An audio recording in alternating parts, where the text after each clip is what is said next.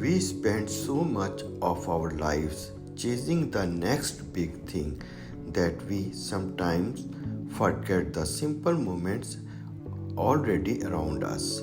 Today I am sitting in my backyard watching the gentle rain fall on the lake. The sun is quietly waiting behind the clouds. A warm cup of tea is in my hand.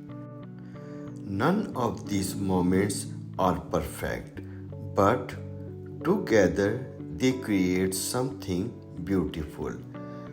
Life is not always bright sunshine. Sometimes it is cloudy, sometimes it's rainy, sometimes it is a little noisy. Yet, even then, there is a peace if we choose to notice it. I have learned that happiness is not found in expensive things.